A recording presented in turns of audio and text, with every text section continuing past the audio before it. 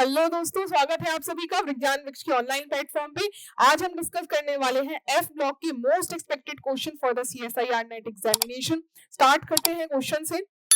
तो first question है, इसमें हमें पूछा हुआ है incorrect statements regarding lanthanides. Lanthanides के रिगार्डिंग सबसे पहले बोला है nitrogen can not be used to create inert atmosphere for lanthanides. अब इसमें ये आगे केमिकल प्रॉपर्टीज ऑफ लेंथेनाइट्स, जिसमें हम स्टार्टिंग में ही अगर आपने थ्योरी पढ़ी होगी उसमें हम देखते हैं लेंथेनाइट्स जो है बिल्कुल नाइट्रोजन के साथ रिएक्ट करके N3 माइनस के साथ रिएक्ट करके LNN बनाते हैं और they can create inert atmosphere. Statement जो है जो can not be used to है, तो ये तो स्टेटमेंट जो है nitrogen can not be used to create inert atmosphere with lanthanides, ये इनकरेक्ट स्टेटमेंट हो जाएगा क्योंकि it can be used to create the inert atmosphere. इसके बाद देखो, they form stable complexes with chelating ligands having hard donor atoms। तो yes, they bind with hard donor atoms only। जो lanthanolids होते हैं ये hard donor atoms के साथ ही combine करते हैं, ये hard donor atoms के साथ ही combine करते हैं। they do not combine with soft pi acceptor, वो पाई एक्सेप्टर के साथ बाइंड नहीं करते। तो ये स्टेटमेंट बिल्कुल करेक्ट हो जाएगा। Next, lanthanoids prepare to form complexes with high coordination number. Yes, lanthanoids में अगर बात करें तो इनकी कोऑर्डिनेशन नंबर जो है ये जनरली हाई ही होती है। क्या इनकी जनरल अगर बात करी जाए तो जनरल ही ये बनाते हैं 7, 8, 9 और 10 और 12 भी दिखाते हैं, जिसमें से 7, 8, 9 जो है this is the most common oxidation state. This is the most common oxidation state और ये वाली कुछ केसेस में ही हायर कोऑर्डिनेशन नंबर दिखाते हैं। तो ये स्टेटमेंट बिल्कुल ठीक है। लेंथेनाइट्स आयन कॉमनली, तो एक सेकंड, यहाँ पे जो लेंथेनाइट्स हमने first statement can not be used to create inert atmosphere, तो ये स्टेटमेंट जो है यस, इसमें क्या हो रहा है कि नाइट्रोजन के साथ रिएक्ट कर गया ना, तो ये फर्स्ट स्टेटमेंट एक सेकंड ये सही नहीं होगा, ये ठीक है बिल्कुल। और इसके बाद lanthanide ions commonly exist as lanthanide H2O का होल ट्वेन इन एक्वस मीडियम। अब इनकी जो मोस्ट कॉमन है उस कोऑर्डिनेशन नंबर में देखोगे, इस लेंथेनॉइड जो है इस केस में कोऑर्डिनेशन नंबर 10 दिखा रहे हैं और कोऑर्डिनेशन नंबर 10 इनकी एग्जिस्ट तो करती है, लेकिन अगर जो मोस्ट कॉमन है वही पानी में डालने में एग्जिस्ट करेगी, जो कि क्या यहाँ पे अगर ऑब्जर्व किया गया एक्सपेरिमेंटली, ये एक्सपेरिमेंटली ऑब्जर्व किया जाता है H2O का whole line, this exist most commonly in water, ये कॉमनली बनता है। तो ये जो क्वेश्चन में लास्ट ऑप्शन है ये इनकरेक्ट हो जाएगा। अगला देखो, नेक्स्ट में है consider the following statements. In statements में से देख के बताना है कि करेक्ट स्टेटमेंट्स कौन से होंगे। अब यूरेनियम के ऑक्साइड के बारे में, यूरेनियम का U3O8 का अगर जनरल नेम बोला जाए तो ये होता है पिच ब्लेंड, इसको पिच ब्लेंड कहते हैं और it is the most stable oxide of uranium, most stable oxide of uranium. तो स्टेटमेंट में क्या गिवन है, it is the most stable oxide of uranium, बिल्कुल ठीक है। अब UO2+2 ion is less stable and undergo disproportionation reaction. UO2+2 ion जो है ये स्टेबल होता है, क्यों?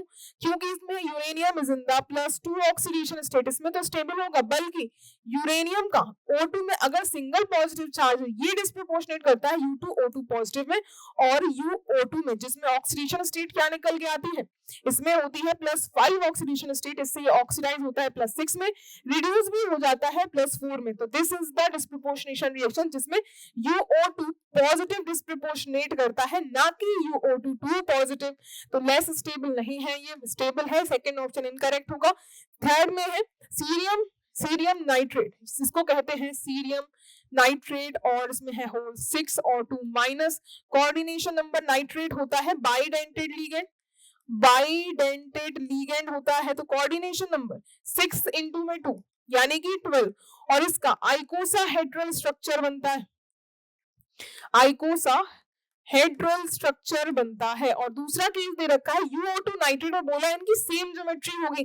पहले तो कोऑर्डिनेशन नंबर देख लेते हैं, अगर कोऑर्डिनेशन नंबर मैच कर गई तब तो ज्योमेट्री सेम हो सकती है।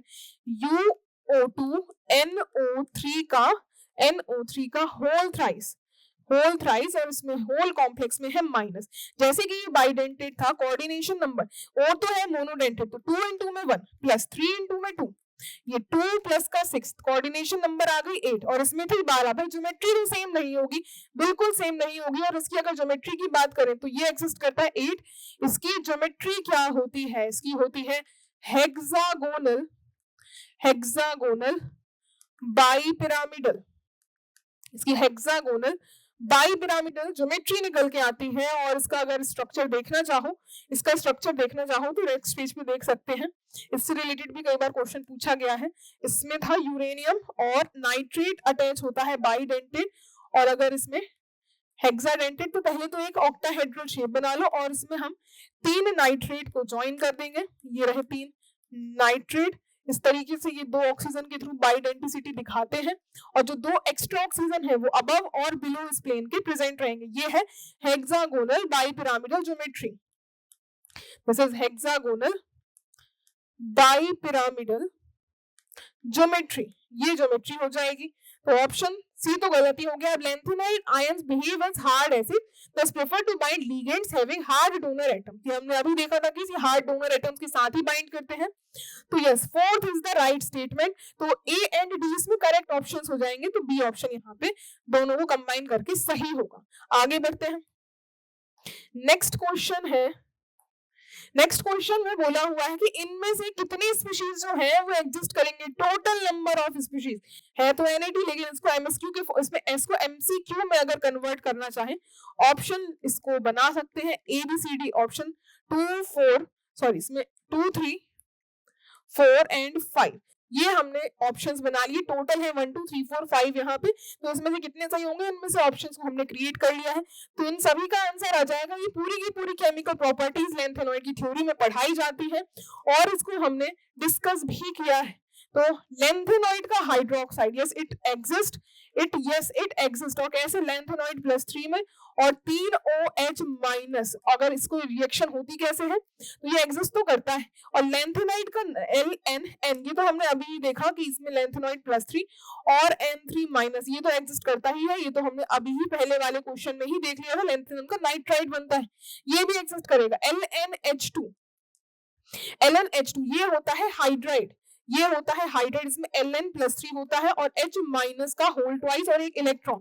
These are the electrides, these are electrides. Electrides कैसे क्या होते हैं? जिसमें इलेक्ट्रॉन एनायन की तरह वर्क करे, जिसमें इलेक्ट्रॉन एनायन की तरह फंक्शन करे। और ये इलेक्ट्रॉन प्रेजेंट होता है कंडक्शन बैंड में। This electron is present in the conduction band और इनको कहा जाता है इलेक्ट्राइड। और कंडक्शन बैंड में इलेक्ट्रॉन प्रेजेंट होने की वजह से these are good conductor of electricity, good conductor होते हैं ये। और इसमें ये एग्जिस्ट करता है बिल्कुल। लैंथेनम हाइड्राइड हम काफी डिटेल में स्टडी करते हैं तो ये एग्जिस्ट करता है हाइड्रोजन की रिएक्शन करवाने पर। और इसी में ही LnH3 बोला है।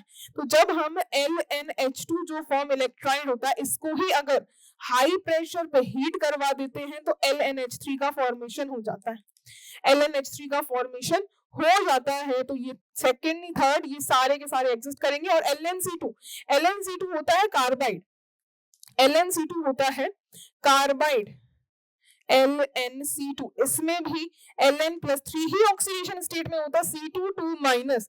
And this is also a type of electride जिसमें इलेक्ट्रॉन प्रेजेंट होता है। ये भी एक इलेक्ट्राइड ही होता है जिसमें इलेक्ट्रॉन कंडक्शन बैंड में होता है, इसमें इलेक्ट्रॉन कंडक्शन बैंड में होता है। And this is also a electride. Electride की अगर जनरल डेफिनेशन देखना चाहो ना तो जनरल डेफिनेशन क्या है? जिसमें भी इलेक्ट्राइड्स क्या होते हैं, जहां पे भी जो इलेक्ट्रॉन है वो एनायन की तरह फंक्शन करे उसको हम इलेक्ट्राइड कहते हैं। इलेक्ट्राइड क्या कहलाते हैं? Where electron behave as anion, उनको इलेक्ट्राइड कहा जाता है। तो उसमें से सारे के सारे कंपाउंड्स एग्जिस्ट करते हैं। तो सारे जितने 5 हैं, पांचों का करेक्ट आंसर हो जाएगा डी ऑप्शन। न्यूमेरिकल है तो ये 5 आंसर हो जाएगा। आगे देखते हैं नेक्स्ट क्वेश्चन। इसमें lanthanoid ions are largely coloured while lanthanide +3 ions are not. मतलब +2 ऑक्सीडेशन स्टेट में तो कलर होता है लेकिन +2 ऑक्सीडेशन +3 में कलर नहीं होता। क्योंकि अगर इनमें स्पेकलर की बात करते हैं तो लैंथेनॉइड अगर +2 ऑक्सीडेशन में होते हैं तो इनमें FD ट्रांजिशन ऑब्जर्व होती है। और FD ट्रांजिशन की क्या खासियत होती है कि ये ब्रॉड पीक्स देता है, ब्रॉड होता है और इंटेंस कलर आता है इनमें। ब्रॉड होती है और इंटेंस कलर देखने के लिए मिलता है क्योंकि इसमें डी शेल भी इन्वॉल्व हो जाती है। इसके अलावा लेकिन अगर लेंथेनॉइड +3 की बात करते हैं तो इसकी इसमें डी शेल नहीं, इसमें एफ ट्रांजिशन ही सिर्फ ऑब्जर्व होती है। दीज आर वीक ट्रांजिशन, उसका शार्प लाइन लाइक स्ट्रक्चर आता है, शार्प लाइन लाइक, शार्प कह लो या फिर लाइन लाइक इसका देखने के लिए मिलता है। तो ओवरऑल कलर का रीजन क्या है कि इनमें एफ डी ट्रांजिशन होती है Ln+2 में, Ln+3 में एफ ट्रांजिशन का रीजन होता है जिसकी वजह से वीक और इसमें लाइन लाइक स्ट्रक्चर देखने के लिए मिलता है। सारे ही केसेस को अगर देखना चाहो तो इन जनरल एक टेबल यहाँ पे बना लेते हैं। अगर हम एफ ट्रांजिशंस देखते हैं और साथ में एफ डी ट्रांजिशंस और तीसरे होते हैं चार्ज ट्रांसफर्स, तीसरे होते हैं चार्ज ट्रांसफर्स। ये तीन ही रीजन है लेंथेनॉइड्स में या फिर कह लो पूरे के पूरे एफ ब्लॉक में कलर का रीजन, यही रीजन होते हैं कलर का। इनमें से अगर हम देखते हैं सभी के स्पेक्ट्रा, इन सभी के स्पेक्ट्रा का अगर नेचर देखेंगे तो ये एफ ट्रांजिशन जैसे कि हमने बोला कि ये वीक होते हैं और ये शार्प लाइन लाइक स्पेक्ट्रा देते हैं, लाइन लाइक स्पेक्ट्रा देते हैं। शार्प यानी कि कुछ इस तरीके का, लाइन लाइक यानी कि ऐसी लाइंस बॉन्ड का फॉर्मेशन होता है। और एफ ट्रांजिशन जो होते हैं, एफ शेल जो है, एफ शेल ये डीपली बरीड होती है, एफ शेल जो है ये डीपली बरीड होती है। Therefore free from ligand environment से फ्री होती है क्योंकि एफ शेल जो है वो काफी अंदर धसी होती है, तो बाहर जो लिगेंड प्रेजेंट है उसका कोई फर्क नहीं पड़ता है इनकी शेल्स के ऊपर। और वहीं अब एफ डी का तो हमने जैसे अभी बात करी थी, एफ डी ट्रांजिशन जो है ये ब्रॉड होते हैं, ये ब्रॉड होते हैं और same charge transfers are also broad, ये भी ब्रॉड होते हैं।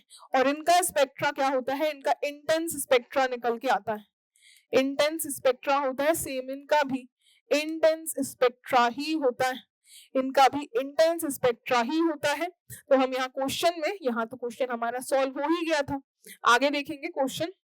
अब इसमें से करेक्ट स्टेटमेंट आइडेंटिफाई करना है। लेंथेनॉइड्स में बोला हुआ है कि पहला कि they do not follow 18 electron rule, बिल्कुल 18 इलेक्ट्रॉन रूल तो कहां से ही आएगा, इसमें तो ओवरऑल 14 तो इसके एलिमेंट्स ही हो गए जिससे हमारे पास 28 इलेक्ट्रॉन्स मर जाते, सॉरी 7f, और ये 18 इलेक्ट्रॉन बिल्कुल भी फॉलो नहीं करेंगे, तो ये स्टेटमेंट तो सही है। They have sharper absorption peak than the actinides. अब देखो इनमें से अगर हम लेंथेनॉइड्स की बात करें तो लेंथेनॉइड्स क्या है, हमने बोला कि इसमें एफ ट्रांजिशन जनरली ऑब्जर्व होती है, वीक स्पेक्ट्रा होता है। लेकिन जो एक्टिनाइड्स होते हैं इनका एसी एक्टिनाइड्स जो होते हैं इसमें डी शेल पार्शियली इन्वॉल्व होने लगती है, डी शेल पार्शियली इन्वॉल्व होने लगती है, जिसकी वजह से ये ब्रॉड पीक्स देते हैं, ये ब्रॉड पीक्स देते हैं और इनका स्पेक्ट्रा इंटेंस की तरफ मूव करने लगता है। तो बोला है कि शार्पर लेंथेनॉइड्स की शार्पर एब्जॉर्प्शन पीक है देन लेंथेनॉइड्स, बिल्कुल वीक वाले ही तो शार्प पीक्स दे रहे थे, जो इंटेंस वाले थे वो तो ब्रॉड पीक्स दे रहे थे। तो ये ऑप्शन जो है ये भी करेक्ट ही हो जाएगा। लेंथेनॉइड +2 है ब्रॉडर पीक्स देन लेंथेनॉइड +3। अभी देखा हमने लेंथेनॉइड +2 के केस में क्या है, लेंथेनॉइड अगर +2 ऑक्सीडेशन स्टेट में है दैट मींस उसमें एफडी ट्रांजिशन हो रहे होंगे और एफडी जो है ब्रॉड की तरफ मूव करती है, और Ln+3 है अगर तो ये एफ ट्रांजिशंस की बात कर रहा है, एफ ट्रांजिशंस की बात कर रहा है, दैट मींस ये वीक ट्रांजिशंस हो रही होंगी। तो इसके हिसाब से देखोगे इनमें +2 में ब्रॉडर होगी, यस इसमें ब्रॉड होगी, this statement is also correct. Lanthanoid +3 ions prefer to bind with pi acceptor नहीं, ये पाई डोनर के साथ बाइंड करते हैं, हार्ड, वो भी हार्ड के साथ, पाई डोनर के साथ, तो ये फोर्थ गलत होगा। 1 2 3 are the correct, B option right answer होगा। आगे देखो अगला क्वेश्चन कहता है कि इसमें से statements correctly relates the electronic configuration of the observed properties of the lanthanide ions। तो ये ions दे रखे हैं, उनकी properties, उनमें से जो भी statement perfectly मैच होगा उसको आपको टिक करना है। तो सबसे पहला गैडोलीनियम +3, गैडोलीनियम सेंटर वाला एलिमेंट होता है और गैडोलीनियम +3 में gadolinium +3 4f7 configuration, 4f7 configuration में अगर इसमें दे रखी है L की वैल्यू 0 और इसमें यस बिल्कुल L की वैल्यू 0 ही होती है। 1 2 3 एक सेकेंड, इसमें 1 2 3 4 5 6, तो 1 2 3 4 5 6 7 इलेक्ट्रॉन्स को हमने फिल कर दिया। अब L की वैल्यू निकालोगे, देखो 0 + 1 + 2 + 3 -1 -2 -3, L की वैल्यू कैंसिल होकर 0 ही हो जाएगी। L की वैल्यू 0 है, यस 0 है, देयरफॉर कलरलेस। गैडोलीनियम +3 बिल्कुल कलरलेस ही होता है, क्योंकि इसमें कोई ट्रांजिशंस नहीं हो पाती, कोई ट्रांजिशन नहीं हो पाती। पैरामैग्नेटिक तो है ही, क्योंकि अनपेड इलेक्ट्रॉन देखो इसमें n की वैल्यू अनपेड इलेक्ट्रॉन 7 है, तो यस इट इज पैरामैग्नेटिक। तो ये सारी कंडीशन इसकी बिल्कुल करेक्टली मैच्ड है। फर्स्ट ऑप्शन तो सही की तरफ ही मूव कर रहा है। अगला देखो यूरोपियम +3, यूरोपियम +3 वाला केस, बी ऑप्शन यूरोपियम +3, ये जस्ट आता है गैडोलीनियम के एक पहले, तो 4f6 कॉन्फ़िगरेशन हो जाएगा। आगे क्या दे रखा है कि J की वैल्यू 0 होगी, J की वैल्यू 0 होगी क्या देखते हैं। 1 2 3 4 5 6, तो 6 इलेक्ट्रॉन्स को कर दो फिल, और ये स्पेक्ट्रम 0 + 1 + 2 + 3 -1 -2 -3, L की वैल्यू निकालोगे, +1 + 2 -1 -2 कैंसिल होगी, L की वैल्यू +3 निकल के आएगी। S की value, total spin 6 unpaired electron है, 6 अनपेड इलेक्ट्रॉन, एक की स्पिन प्लस का हाफ, यानी कि S की वैल्यू भी थी लेस देन हाफ फील्ड है, तो J की वैल्यू क्या हो जाएगी, L माइनस का S, यानी कि 3 माइनस का 3, तो J की वैल्यू यस 0 ही निकल के आई है, बिल्कुल 0 निकल के आई है। Therefore intensely coloured and paramagnetic, paramagnetic तो होगा ये, लेकिन ये इंटेंसली कलर्ड नहीं होंगे, क्योंकि हमने देखा यूरोपियम +3 जो है इनमें तो FF ट्रांजिशन होंगी ना, तो इंटेंसली कलर्ड कहां से होंगे, ये तो वीक होते हैं, इंटेंसली कलर्ड नहीं होंगे, ये तो ये ऑप्शन इस हिसाब से गलत हो जाएगा।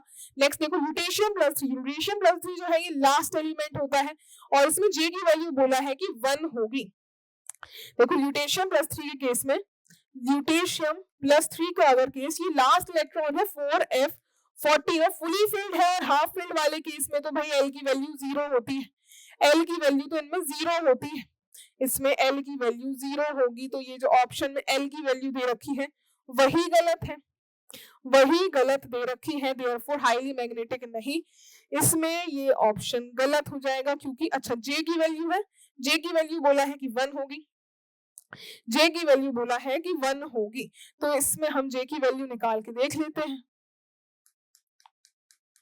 1 2 3 4 5 6 7 8 9 10 11 12 13 14, L की वैल्यू तो 0 आ गई, S की वैल्यू, टोटल अनपेड इलेक्ट्रॉन 0 हो गए, J की वैल्यू कितनी होगी, L प्लस का S, 0 + 0 0 ही हो जाएगी, J की वैल्यू भी 0 ही है, तो इसके हिसाब से J की वैल्यू 1 है, तो ये ऑप्शन सी वाला इनकरेक्ट हो जाएगा, incorrect. Cerium +3 is diamagnetic due to empty orbital, yes देखो इसमें से Ce+3 की बात कर रहा है, सीरियम +3 देखो इसमें से +4 पहला ही एलिमेंट है, 4f1 कॉन्फ़िगरेशन होता है, तो एक इलेक्ट्रॉन तो है ना इसमें, एक इलेक्ट्रॉन तो है, एक इलेक्ट्रॉन है तो भाई पैरामैग्नेटिक होगा ना, डायमैग्नेटिक थोड़ी हो जाएगा, डायमैग्नेटिक नहीं होगा, तो सारे ऑप्शन करेक्ट है, सिर्फ फर्स्ट वाला करेक्ट होगा।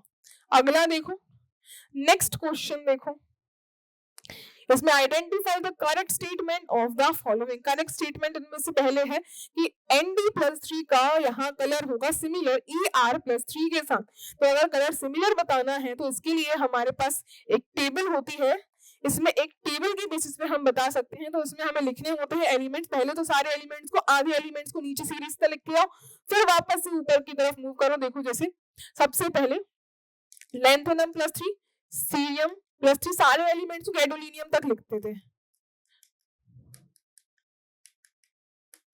PM, SM, EU और GD, ये हमने लिख दिए। इसी के सामने अब हम इनके जो भी हम एलिमेंट्स को लिखते जाएंगे उनका कलर सिमिलर आता है, उनका कलर सिमिलर आता है, गैडोलीनियम के सामने गैडोलीनियम ही लिखो, उसके बाद UGD के बाद फिर आता है TB+3, DY+3, HO+3, ER+3, TM+3, YB+3 और LU+3, ये सारे एलिमेंट्स जो कि जो सामने आ रहे हैं उनके सिमिलर कलर्स होंगे, और सिर्फ बीच में ही एक एक्सेप्शन देखने के लिए मिलता है, वो होता है हमारे पास PM और HO वाला एक्सेप्शन होता है। हमें कोई केस दिया हुआ था ND वाला, ND+3 और ER+3, यस इनके सिमिलर कलर्स ही आएंगे, इनके सिमिलर कलर्स ही देखने के लिए मिलेंगे, तो ये ऑप्शन जो है बिल्कुल करेक्ट होगा,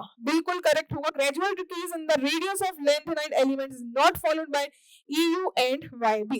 बिल्कुल यहाँ पे जितने भी एलिमेंट्स हैं जो हमने यहाँ पे सीरीज अगर देखे हैं तो पूरे के पूरे एलिमेंट्स में मेटेलिक रेडियाई की बात करते हैं तो EU और YB exceptionally high metallic radii रखते हैं। सारे एलिमेंट्स अगर देखो La, अगर ये हम सारे एलिमेंट्स ये देखते हुए फिर ND, PM, SM, EU, GD, TB, DY, HO, ER, TM और YB, LU, इन सभी एलिमेंट्स में जो मिडिल वाला एलिमेंट होता है और जो लास्ट वाला उनके एक पहले वाला यानी कि यूरोपियम और YB इनकी एक्सेप्शनली मेटेलिक रेडियाई हाई होती है। तो अगर साइज का हम ट्रेंड कंपेयर कराते हैं ना तो सबसे पहले EU और फिर उसके बाद YB, उसके बाद बाकी सारे एलिमेंट्स को काउंट किया जाता है, फिर सीरीज में आएंगे। इनको सबसे पहले एक्सेप्शनली हाई मेटेलिक रेडियाई होती है, तो ये statement is correct. Colour of SM+2 mainly due to MlCT। SM+2 special case है +2 ऑक्सीडेशन स्टेट का। Yes, colour is due to MlCT only. और इसी की तरह Cerium+4 में कलर का रीजन पूछा जाता है जिसका रीजन होता है LMCT। इस तरीके से दोनों के कलर के रीजन होते हैं, तो ये करेक्ट ऑप्शन होगा। लास्ट में है लैंथेनाइड आयंस है less preference towards bond direction in comparison to actinides.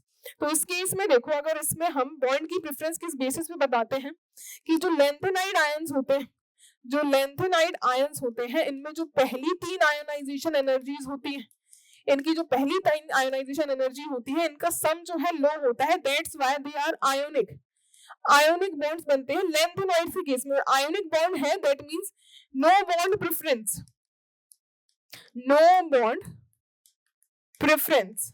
तो अगर एक्टिनाइड से कंपेयर करते हैं तो एक्टिनाइड से कंपैरेटिवली बॉन्ड प्रेफरेंस थोड़ी सी ज्यादा होती है। तो lanthanides have less bond preference towards bond direction as compare to actinide ions. तो ये स्टेटमेंट भी सही होगा, सारे सही होंगे तो ऑल इसका करेक्ट आंसर हो जाएगा। All will be the right answer for this. अगला क्वेश्चन देखो, नेक्स्ट क्वेश्चन देखते हैं। अगले में है अब ये कैटायन एक्सचेंज रेजिन से, जो कि अभी का बिल्कुल लेटेस्ट सवाल है, इसमें बहुत से बच्चों को डाउट होता है। कैटायन एक्सचेंज रेजिन में सल्फोनेटेड पॉलीस्टाइरीन रेजिन जिसमें कौन सा लैंथेनाइड आयन है जो सबसे पहले इल्यूट आउट हो जाएगा।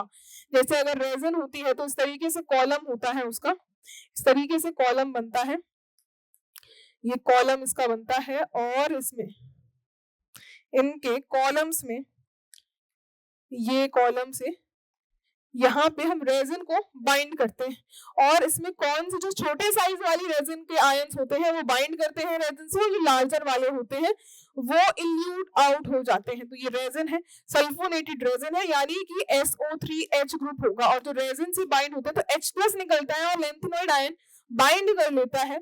और इसमें क्या खासियत है, अगर इन सभी का साइड देखो तो La+3 और Lu+3 में ही कंपैरिजन आता है। अगर हम नॉर्मल स्टेट में देखें तो La+3 आयन स्टार्टिंग वाला होता है, La से Lu हम मूव करते हैं तो देखो La+3 से लैंथेनम से हम म्यूटेशन के लास्ट एलिमेंट तक मूव करते हैं, तो लेफ्ट टू राइट मूव करने पे इफेक्टिव न्यूक्लियर चार्ज बढ़ता है, तो साइज इसका स्मॉल होता है और इसका साइज लार्ज होता है। ठीक रही इतनी बात। तो अगर अब हम यहाँ रेजिन में बाइंड करने के पहले एक्वस सॉल्यूशन इसका प्रिपेयर किया जाता है, इसका एक्वस सॉल्यूशन प्रिपेयर किया जाता है, तभी तो आप उसके थ्रू फ्लो करवाओगे, तभी हम उसके थ्रू फ्लो करवा सकते हैं। तो अब La+3 एक्वस फॉर्म में और Lu+3 एक्वस फॉर्म में क्या साइज होता है। जो छोटे साइज के होते हैं वो अगर पानी में डाल दो तो उनका हाइड्रेशन स्फीयर लार्ज बनता है, साइज छोटा है, हाईली हाइड्रेटेड, या फिर लिख लो इसमें heavily hydrated. These ions are heavily hydrated। और जो heavily hydrated है उन एलिमेंट्स का आयोनिक का साइज बहुत ज्यादा बन जाएगा, हाइड्रेशन स्फीयर लार्ज होगा, तो म्यूटेशन जो सबसे छोटे साइज के थे वो पानी में जाकर सबसे बड़े साइज के हो जाते हैं, तो ये बनते हैं लार्जेस्ट। और जो सबसे छोटे साइज का था वो सबसे लीस्ट हाइड्रेटेड होगा, तो ये साइज में बनता है अब स्मॉलेस्ट। और इसमें से जो हमने बात करी कि जो रेजिन में बाइंड करते हैं स्मॉल वाले यहाँ पे बाइंड करते हैं और जो लार्ज वाले होते हैं वो इल्यूट हो जाते हैं।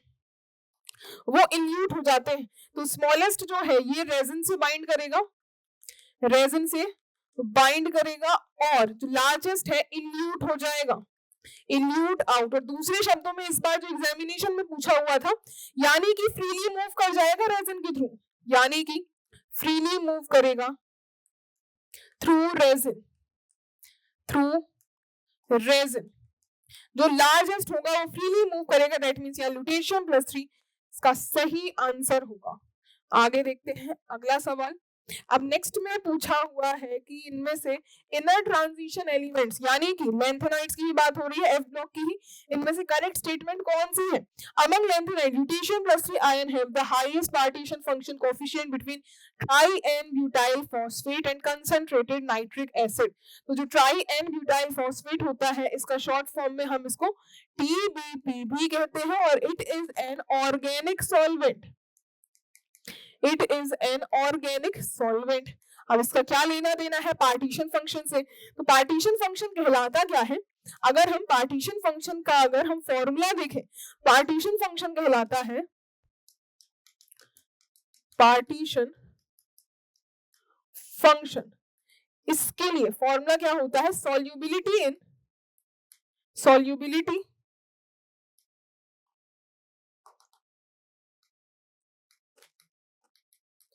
solubility in organic solvent, solubility in organic solvent divided by solubility in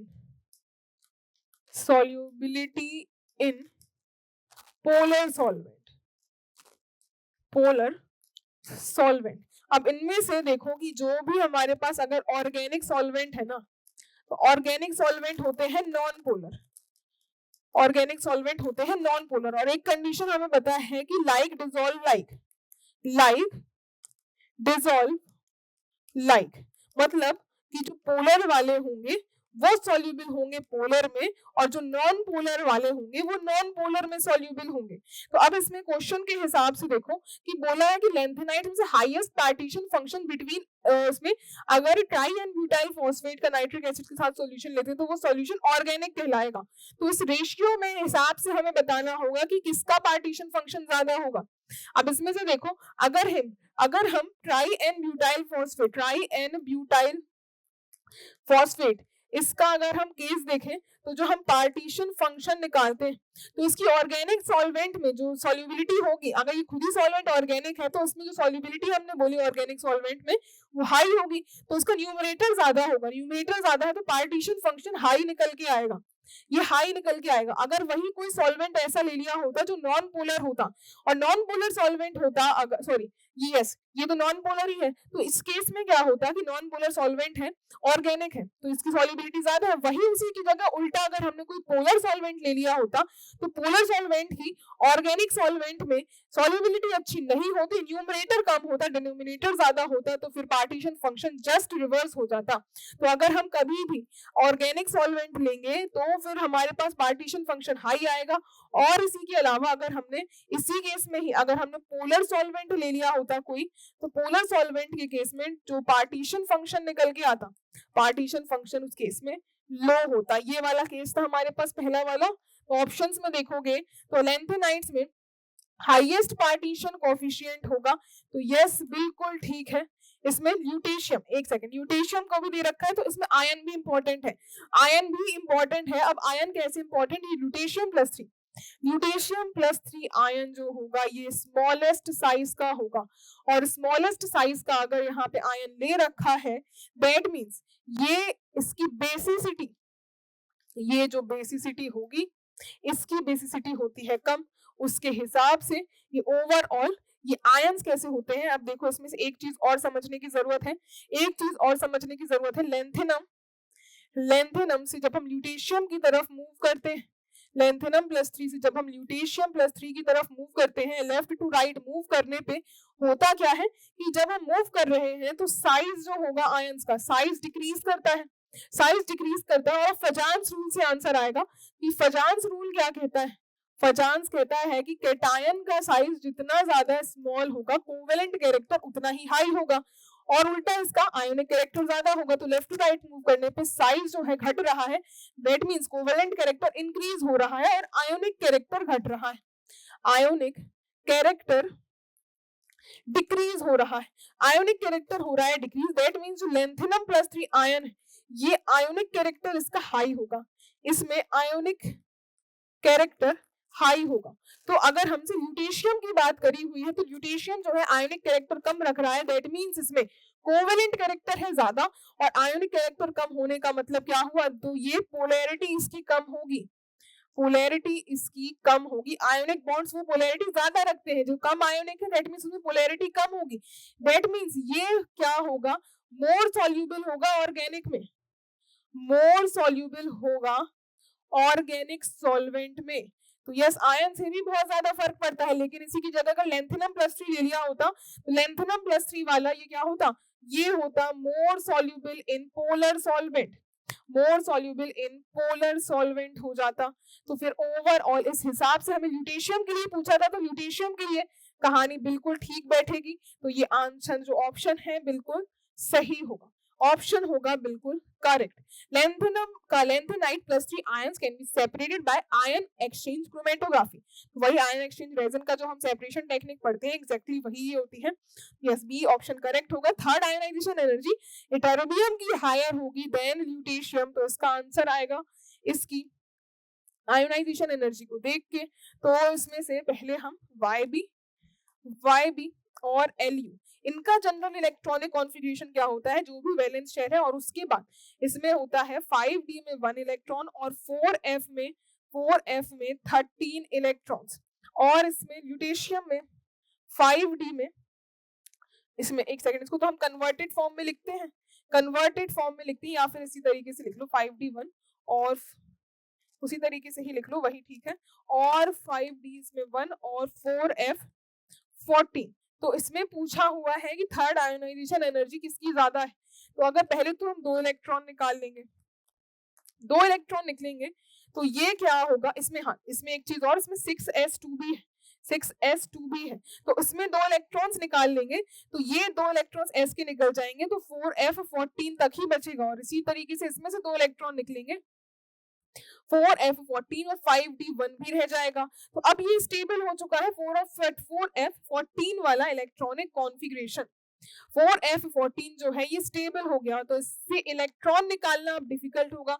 ionisation energy जो थर्ड हमसे पूछी हुई थी, आयोनाइजेशन एनर्जी थर्ड का जो ऑर्डर होगा अब इटर्बियम की ज्यादा हो जाएगी एज कंपेयर टू ल्यूटेशियम, तो ये जो ऑप्शन है बिल्कुल सही है।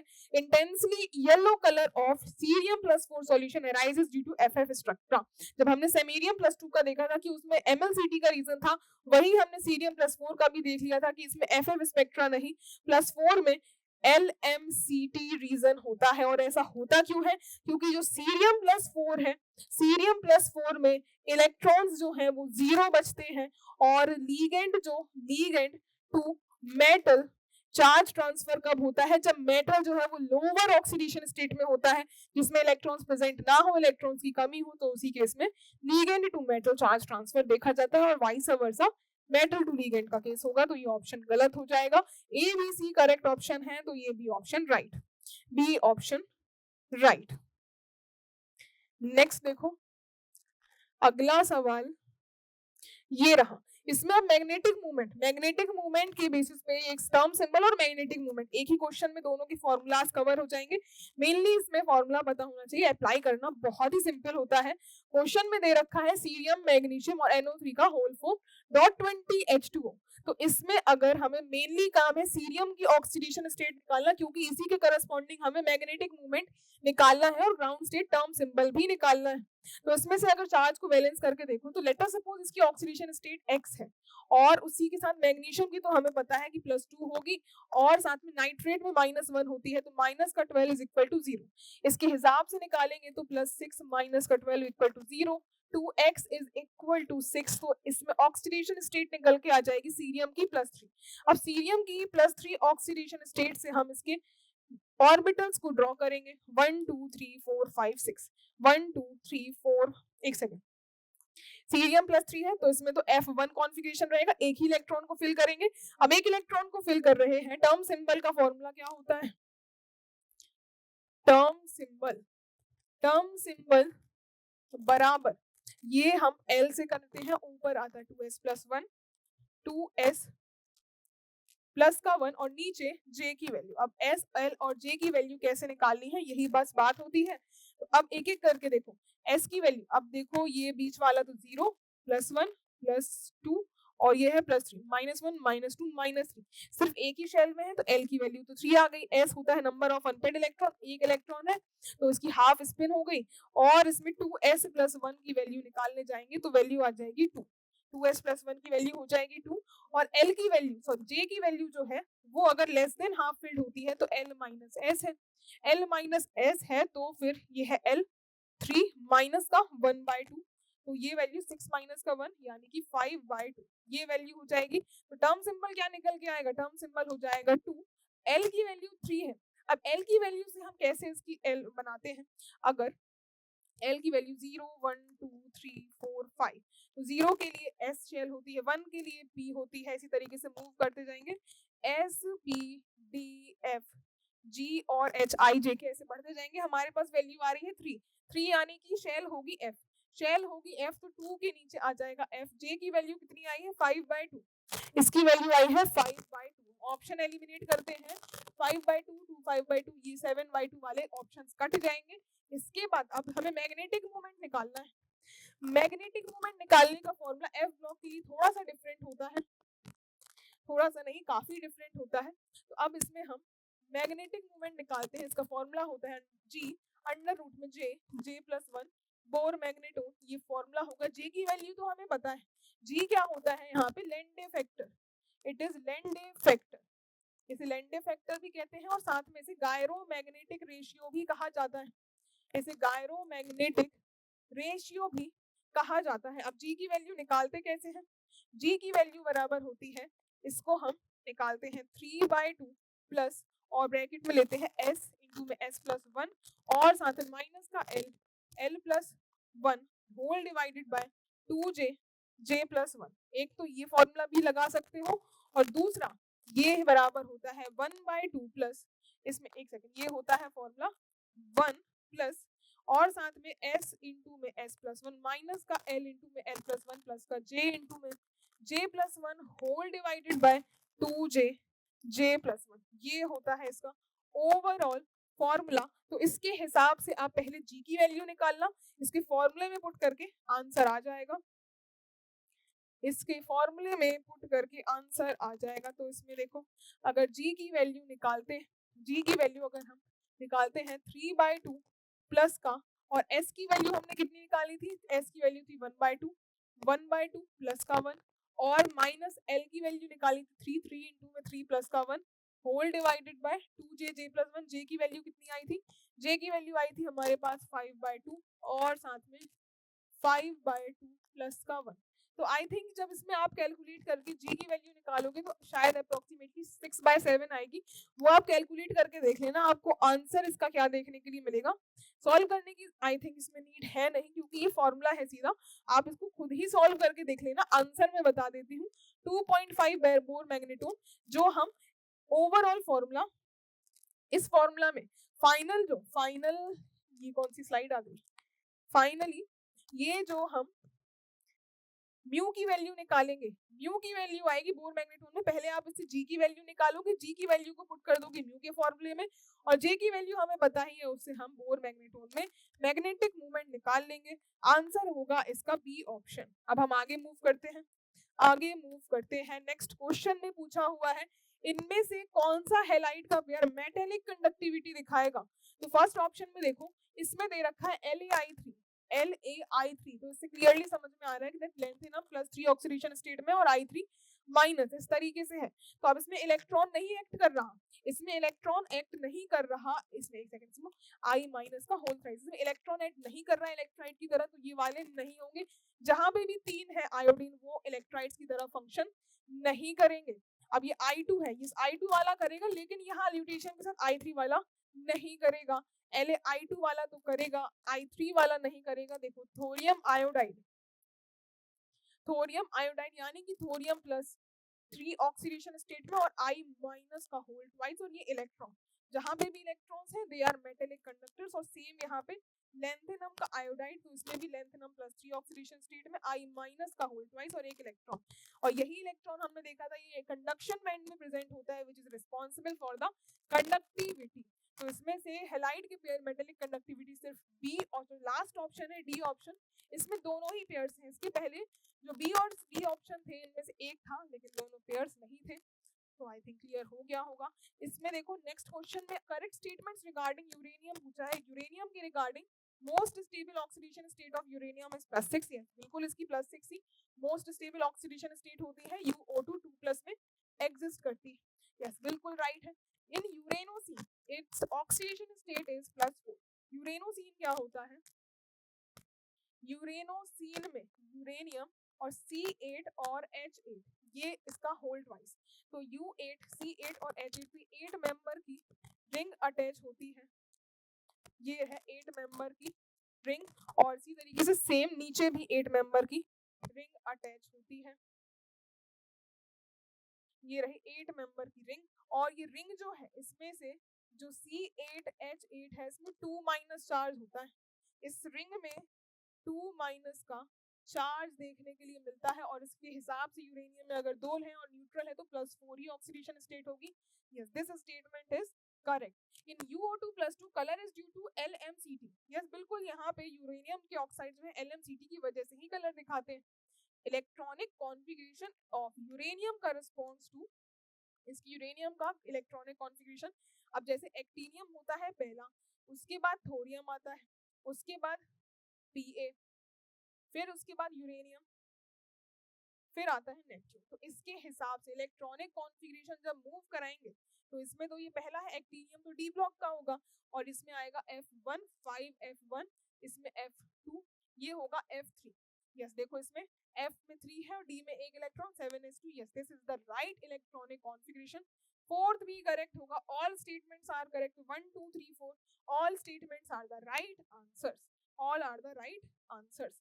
नेक्स्ट में देखो इसमें पूछा है कि स्टेटमेंट्स में से correctly describe the nature of the electronic transition in the absorption spectra. हमने स्पेक्ट्रा की रिगार्डिंग हमने स्टेटमेंट्स में थ्योरी हमने अभी एक देख ली थी इन जनरल, तो transition between f orbitals are Laporte allowed and hence broad. अब देखो इसमें क्या होगा कि यूजुअली जो ff ट्रांजिशन है लेपोर्टे में, लेपोर्टे का सिलेक्शन रूल क्या कहता है?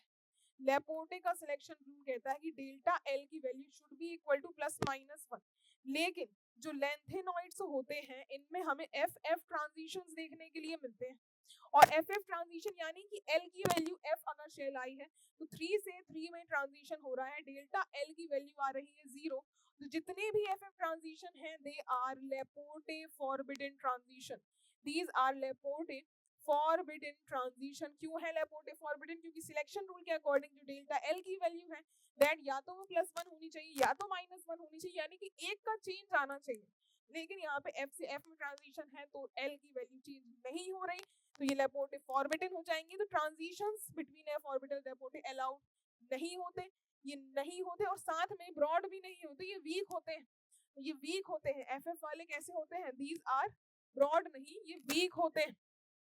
FF transition or parity are partly forbidden and yes partly forbidden ही होते हैं and hence weak and sharp, yes बिल्कुल ये forbidden ही होते हैं। FD transitions are sharp, FD transition sharp नहीं, हमने देखा था कि ये broad थे, broad थे because F orbitals are shielded, नहीं ये broad है। FF transition result in the broad peaks, broad नहीं, इसकी peaks sharp आती है, इसकी sharp peaks आती हैं, तो ये ऑप्शन सारे गलत हो जाएंगे, B is the only right answer, B is the only right answer। अगला देखो नेक्स्ट क्वेश्चन में under high pressure certain lanthanides form electride phases, और इसमें से प्राइमरली डेप्थ राइज में क्या रीजन है कि इलेक्ट्राइट का फॉर्मेशन होता है? तो जो s इलेक्ट्रॉन होते हैं वो इंटरस्टिशियल साइट्स में आ जाते हैं, वही रीजन होता है इलेक्ट्राइट की फॉर्मेशन का। इसमें इलेक्ट्राइट का फॉर्मेशन क्या होता है? s इलेक्ट्रॉन का डीलोकेलाइजेशन रीजन होता है for the electride formation. Decrease in the ionic radii, नहीं ये तो नहीं है। S electron delocalization in the interstitial void, yes it is the right answer, बाकी इसका कोई रीजन नहीं होता, बहुत सिंपल सा है।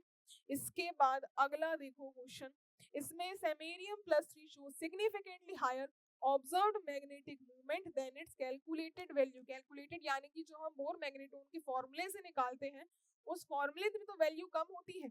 सेमेरियम +3 की अगर हम कैलकुलेट करते हैं जो फॉर्मूला से वो वैल्यू तो अराउंड 0.8 बोर मैग्नेटोन आती है। और इसी में ही सेमेरियम अगर +3 की हम अगर एक्सपेरिमेंटल बेसिस पे देखें, जिसको हमने बोला है कि ऑब्जर्व, जिसको हमने बोला है यहाँ पे ऑब्जर्व, ये वैल्यू आती है अराउंड 1.6 से 1.7 बोर मैग्नेटोन के बीच में। तो ये डिफरेंस क्यों ऑब्जर्व होता है, यही पूछा गया है। तो इसके सिर्फ दो केसेस होते हैं, एक यूरोपियम +3 और सेमेरियम +3।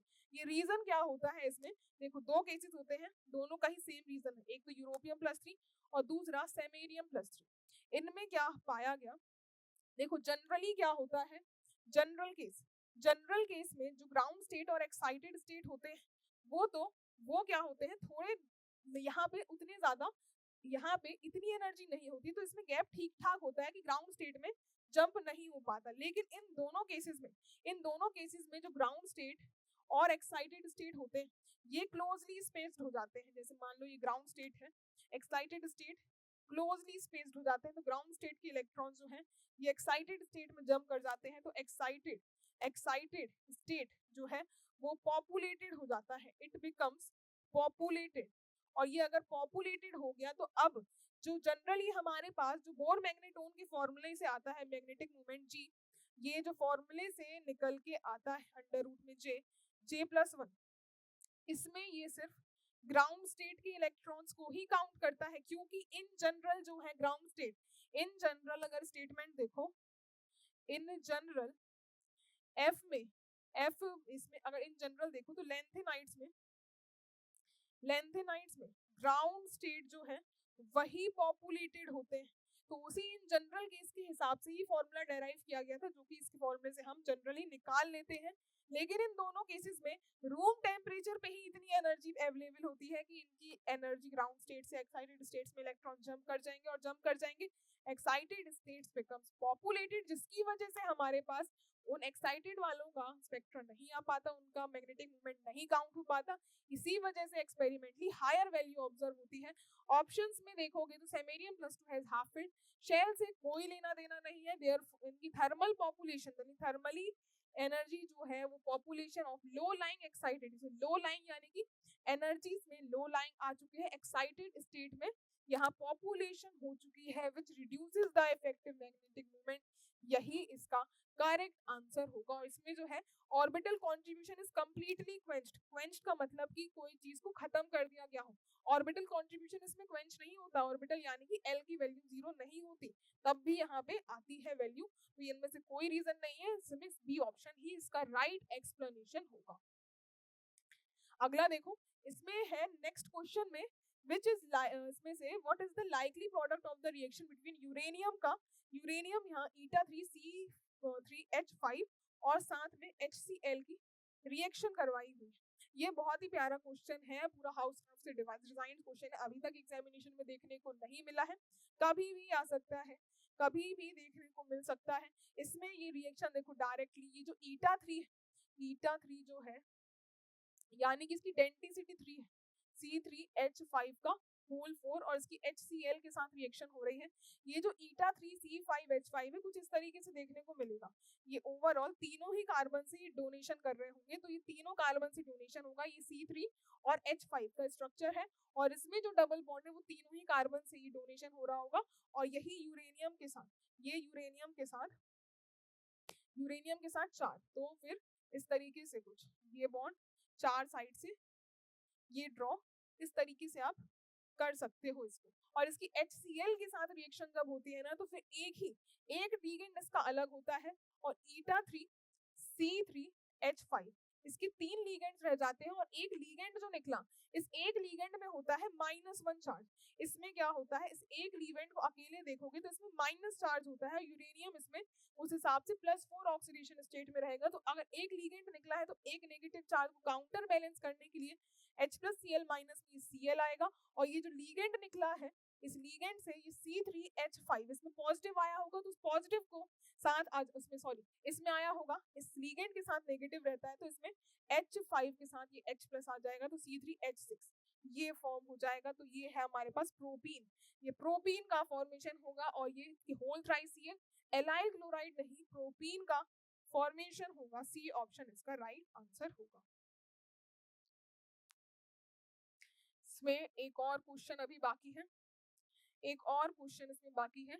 नेक्स्ट ये रहा क्वेश्चन, ये भी बहुत ही प्यारा क्वेश्चन है, हाउस क्राफ्ट से डिजाइन है, इंडेक्स क्वेश्चन तो कॉम्प्लेक्स है। ये लास्ट में ये क्वेश्चन में इसमें पूछा हुआ है कॉम्प्लेक्स में दो लीगेंड्स ये लगे हुए हैं eta5 और eta5 दोनों ही डेंसिटी में, और ये जो C5 मिथाइल 5 है तो ये जो C5H5 मिथाइल में इसमें सारे के सारे ये मिथाइल ग्रुप्स लगे हुए हैं, ये सारे के सारे मिथाइल ग्रुप्स लगे हुए हैं और इसकी साइड से यूरेनियम अटैच। इसमें बोला है कि it is known to be dimeric in the absence of coordinating solvent, what is the best explanation, what best explains the monomeric nature of the adduct। जो adduct अभी ऐसे अगर यूजुअली देखो तो ये डायमर के फॉर्म में एग्जिस्ट करता है, लेकिन अगर इसको किसी कोऑर्डिनेटिंग सॉल्वेंट के साथ रिएक्ट करवा दो जैसे कि अगर टेट्राहाइड्रोफ्यूरान के साथ, तब ये फिर अपने मोनोमर में बनता है। तो अगर देखो इसमें क्या है कि यूरेन थोरियम, थोरियम का जो कॉम्प्लेक्स है, थोरियम और क्लोरीन लगाया हुआ है और इसके साथ ये है eta5 डेंसिटी में। तो एक तरीके से इसको अगर ड्रॉ करना चाहो तो ये सारे के सारे मिथाइल ग्रुप्स और इसमें जो eta5 C8H8 तो C8H8 में अगर 5 डेंसिटी ले रखे तो 1 2 3 4 5 तो सिर्फ 5 ही कार्बन से ये डोनेशन कर रहा है और 2 से डोनेशन नहीं कर रहा। 5 की डेंसिटी है, ये eta5 है, दिस इज आल्सो eta5। अब आगे देखो इसमें क्या होता है, एक वैकेंट साइड रह जाती है, बस एक वैकेंट साइड को बैलेंस करने के लिए इसका डाइमर फॉर्मेशन होता है। बिल्कुल सेम ऐसा ही डाइमर जब इसमें फॉर्म होता है तब ये रिएक्शन जो है वो कंप्लीट हो पाती है, वही रिएक्शन तब कंप्लीट हो पाती है जब डाइमर फॉर्म होगा, क्योंकि वैकेंट साइड जो है वो इसकी ऑक्यूपाई नहीं हो पाती, वो वैकेंट साइड जो है वो ऑक्यूपाई नहीं हो पाती। लेकिन अगर टेट्राहाइड्रोफ्यूरान बना ले, टेट्राहाइड्रोफ्यूरान यानी कि सिंपल ये है टेट्राहाइड्रोफ्यूरान। अब इस केस में क्या होगा कि टेट्राहाइड्रोफ्यूरान के केस में, इन केस ऑफ THF, इस केस में जो हमने थोरियम बनाया है और जो eta5 डेंसिटी से C5 Me5 है, Me5 ये लगा हुआ है और दूसरा eta5 डेंसिटी से C8H8 है और दूसरा क्लोरीन। तो ये जो वैकेंट साइड होती है, अब इस वैकेंट साइड में ये जो हमने टेट्राहाइड्रोफ्यूरान जो है ये आकर के एडक्ट बना लेगा, ये आकर के एडक्ट बना लेगा। तो अब ये मोनोमर फॉर्म में स्टेबल है। डाइमर कब चाहिए था, जब क्लोरीन से इसे अपने वैकेंट साइड में इलेक्ट्रॉन चाहिए था, तब ये डाइमर के फॉर्म में एग्जिस्ट कर रहा था। तो जब उसमें टेट्राहाइड्रोफ्यूरान इसके वैकेंट ऑर्बिटल में डोनेशन कर देगा तो अब ये मोनोमर की तरह एग्जिस्ट कर जाएगा। तो इसके ऑप्शंस में देखो tetrahydrofuran reduces the oxidation state, ऐसा कुछ भी नहीं होता। It has a bridging ligand भी नहीं, it coordinates to the vacant site of thorium preventing the dimer formation. यही इसका करेक्ट एक्सप्लेनेशन होगा, यही इसका करेक्ट एक्सप्लेनेशन होगा। तो यहाँ हमने एफ ब्लॉक के काफी अच्छे इंटरेस्टिंग क्वेश्चन पूरे ऑल ओवर टॉपिक से कवर कर लिए हैं। आई होप आपके लिए सेशन बेनिफिशियल रहा होगा। Thank you so much.